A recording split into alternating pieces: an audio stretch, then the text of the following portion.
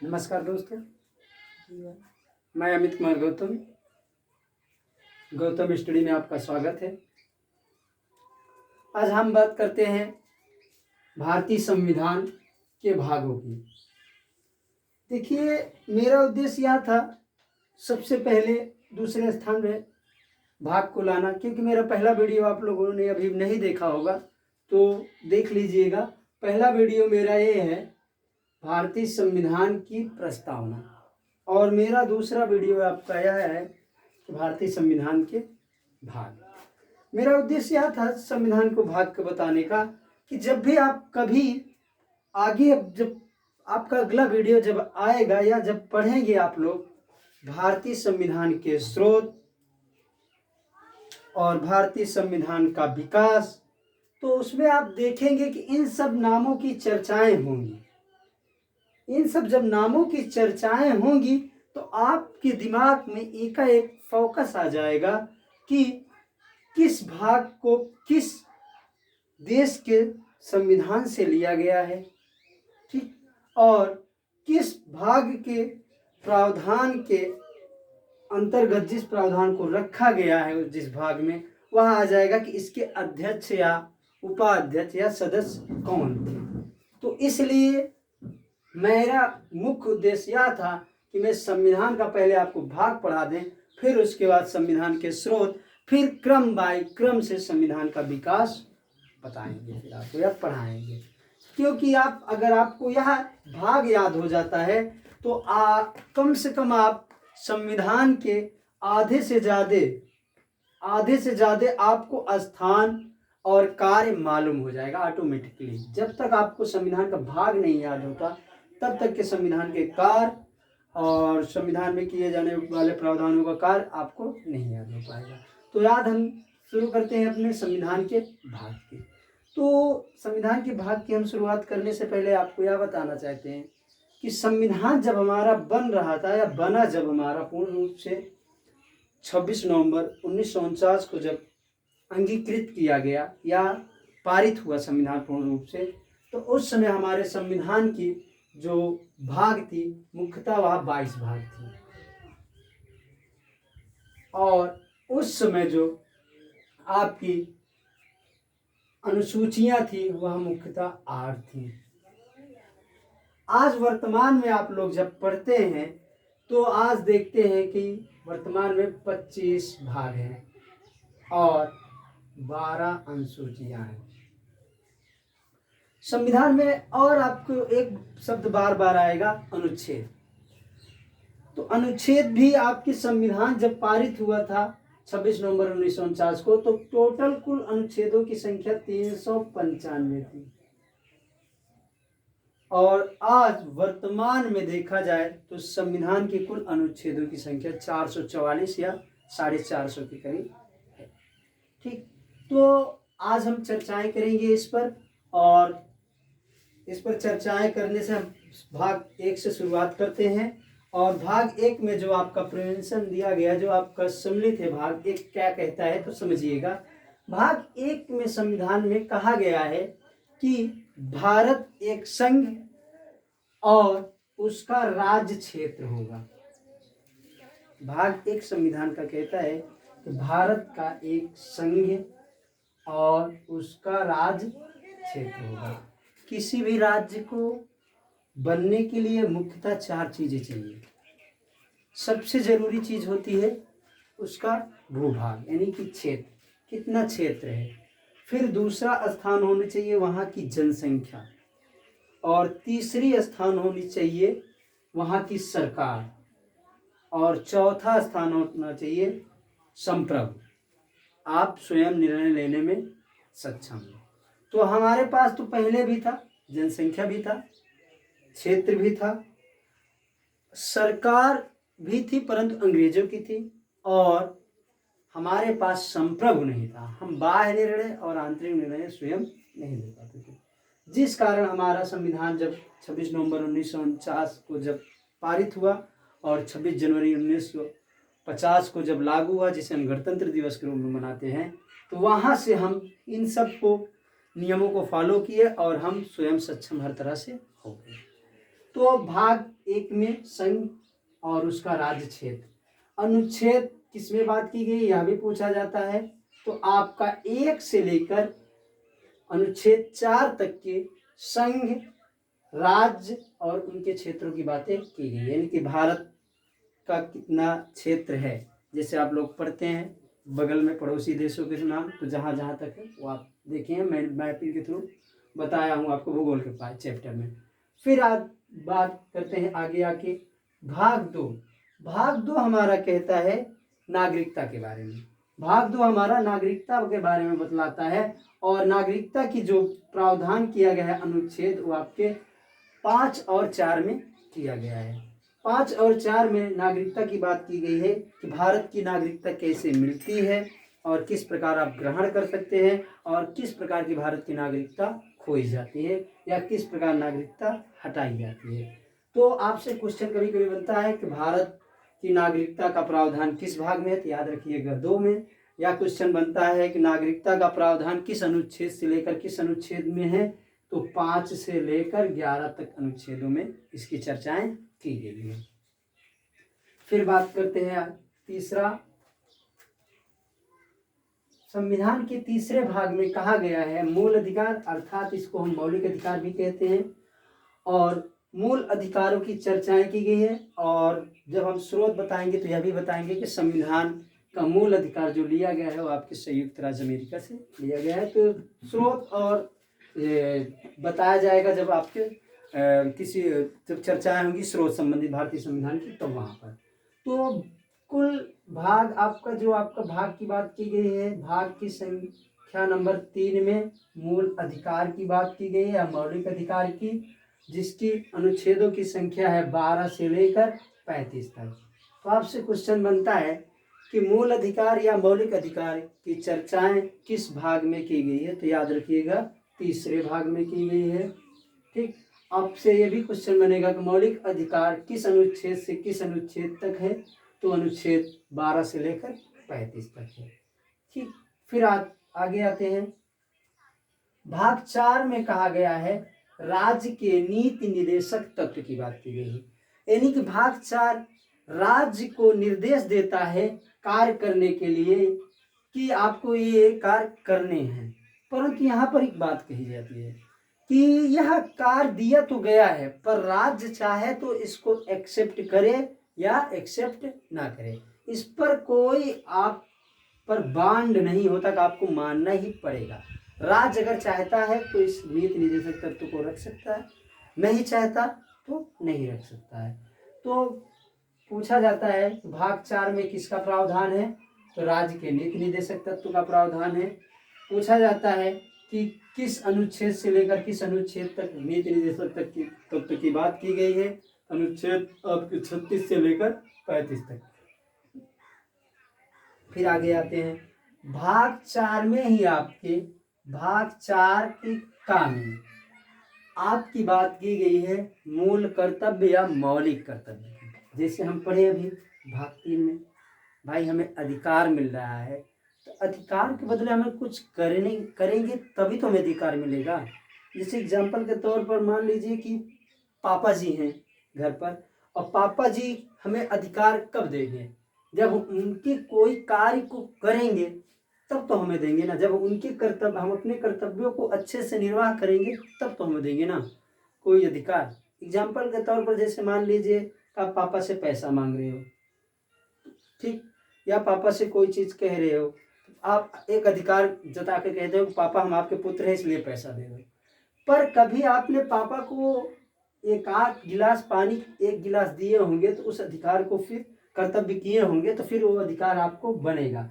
अगर आप नहीं करते हो कर्तव्य, सिर्फ अधिकार ही चाहते हो, तो फिर यहाँ पर थोड़ी दिक्कत हो जाती है। तो कर्तव्य आपका क्या होना चाहिए यहाँ मेंशन किया गया है भाग 4 के का में, और भाग 4 के का में जो वर्णित है अनुच्छेद में वो 51 के का में वर्णित है। तो याद रखिएगा कुल मौलिक कर्तव्यों की संख्या जो आपको दी गई है वर्तमान में 11 है। फिर आगे बात करते हैं भाग 5 संघ वर्णित जो है आपका 52 से लेकर 151 तक।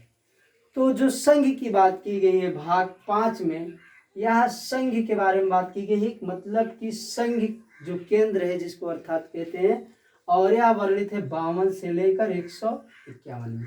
संघ का मतलब है पूरी संघ, केंद्र सरकार। संघ में क्या क्या वर्णित है, जैसे एग्जाम्पल के तौर पर आपको कुछ चीजें, राष्ट्रपति, उपराष्ट्रपति, लोकसभा राज्यसभा के दोनों सदन, मंत्रिमंडल, प्रधानमंत्री का दायित्व, राष्ट्रपति का शक्तियां, राष्ट्रपति का महाभियोग इत्यादि ऐसे सब संबंधित दिए हैं, जो वर्णित आपके किस में है, 52 से लेकर अनुच्छेद 151 तक। तो क्वेश्चन बनता है कि संघ या केंद्र की बात किस भाग में की गई है, तो भाग 5 में की गई है, ठीक। और किस अनुच्छेद तक वर्णित है, या कितने अनुच्छेद तक, तो 52 से लेकर 151 तक। फिर बात करते हैं भाग 6 की। भाग 6 में जिस प्रकार भाग 5 में संघ की बात की गई है, उसी प्रकार यहाँ पर राज्य की बात की गई है। और जिस प्रकार संघ का मुखिया आपका राष्ट्रपति होता है, वैसे ही यहाँ पर आपके राज्य का मुखिया राज्यपाल होता है। जो वर्णित किया गया है आपका 152 से लेकर 237 तक राज्य की बात की गई है। भाग 6 में इसकी बात की गई है। तो क्वेश्चन बनेगा भाग 6 में किसका प्रावधान है, तो राज्य का प्रावधान है।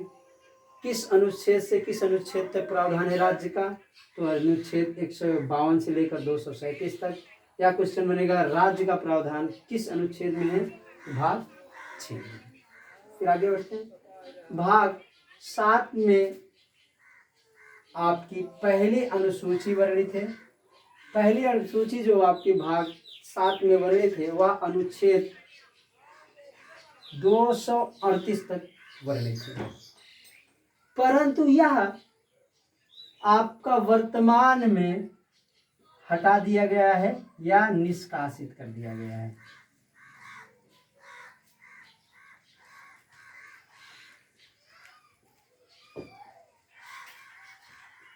तो वर्तमान में भाग आपका 7 नहीं है सेवन, या निष्कासित हो चुका है। फिर आते हैं भाग 8 की बात करते हैं।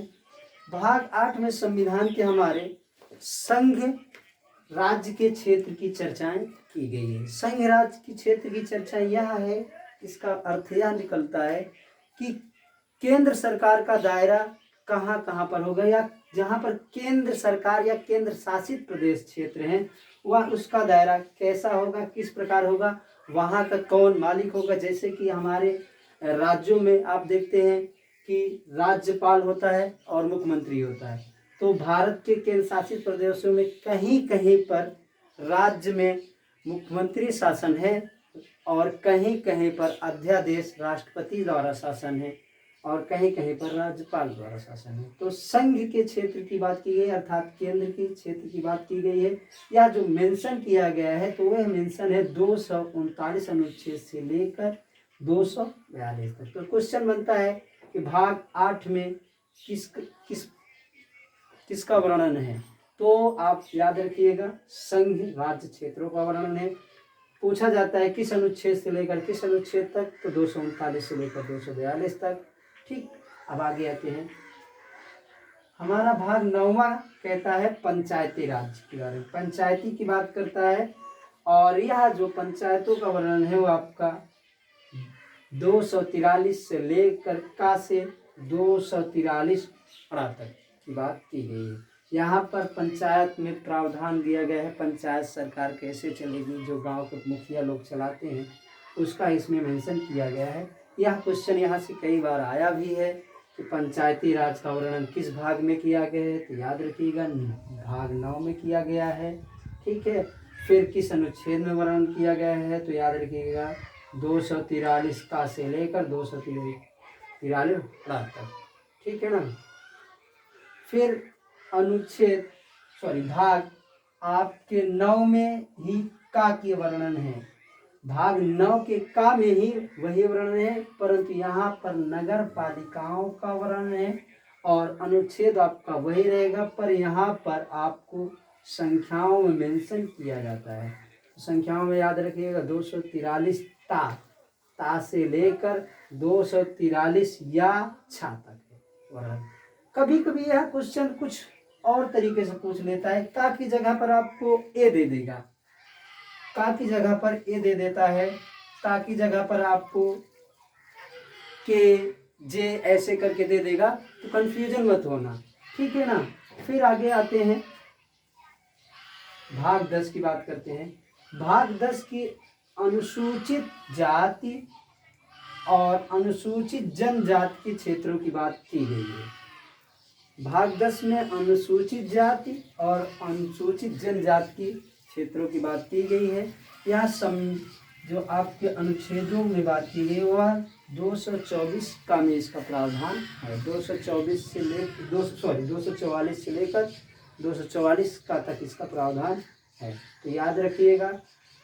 और यह क्षेत्र इसमें जो आने वाले हैं एग्जाम्पल में, जैसे कुछ हैं कि असम वाला क्षेत्र है आपका, मणिपुर वाला क्षेत्र है, तो इन क्षेत्रों में जो अनुसूचित जातियों का वर्णन है या जनजातियों का वर्णन है वह भाग 10 में किया गया है, मणिपुर क्षेत्र के जैसे। फिर बात करते हैं भाग 11 की। भाग 11 में संघ और राज्यों के बीच संबंध की बात की गई है, अर्थात संघ और राज्यों के बीच कैसा संबंध होगा इसका वर्णन अनुच्छेद 11 में किया गया है। और इनका प्रावधान अनुच्छेद 245 से 263 के बीच में किया गया है। तो क्वेश्चन बनता है कि संघ और राज्यों के बीच संबंध का वर्णन किस अनुच्छेद से लेकर किस अनुच्छेद तक है, याद रखिएगा 245 से 263 तक। यह क्वेश्चन बनता है संघ और राज्यों के बीच संबंध किस भाग में दिया गया है, तो आपके 11वें भाग में दिया गया है, याद रखिएगा। फिर बात करते हैं अगला हमारा भाग 12 है। वित्त, संपत्ति, संविदाएं और वाद का वर्णन किया गया है। वित्त मतलब जो आप लोग देखते हो, कभी कभी फाइनेंशियल चीजें आप लोग देखते हो, विधेयक पास होता है, वही सब चीजों का वर्णन यहाँ पर है। विधेयक जो आपकी संविधाएं पास होती हैं, जिसका विधेयक का वाद विवाद चलता है राज्यसभा लोकसभा में, वही सब का वर्णन इस भाग में वर्णित किया गया है। और अनुच्छेद पूछा जाए तो 264 से लेकर 300 अनुच्छेद तक आपका वित्त, संपत्ति, संविदाएं और वाद वर्णित है भाग 12 में। तो क्वेश्चन बनता है वित्त, संपत्ति, संविदाएं और वाद का वर्णन किस भाग में है, तो 12 भाग में है, ठीक। किस अनुच्छेद में वर्णित है, तो 264 से लेकर 300 तक आपका वर्णित है। फिर बात करते हैं भाग 13 की। भाग 13 में राज्यों के भीतर व्यापार और वाणिज्य तथा समागम की बात की गई है। तो राज्यों के भीतर जो व्यापार होंगे, वाणिज्य कार्य होंगे और इनका समागम का वर्णन किया गया है।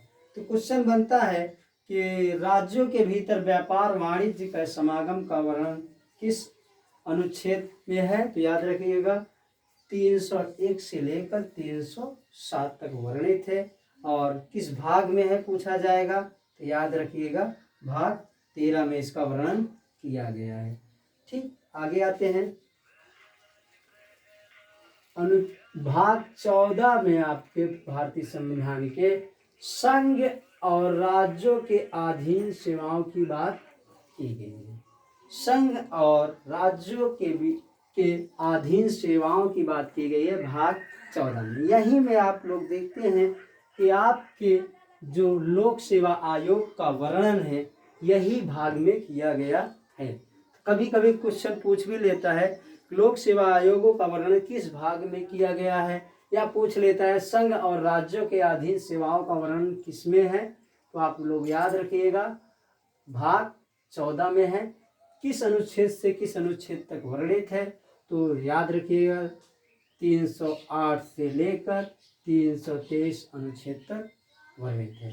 क्वेश्चन बनेगा कि संघ और राज्यों के अधीन सेवाओं का प्रावधान किस भाग में किया गया है, तो भाग 14 में किया गया है।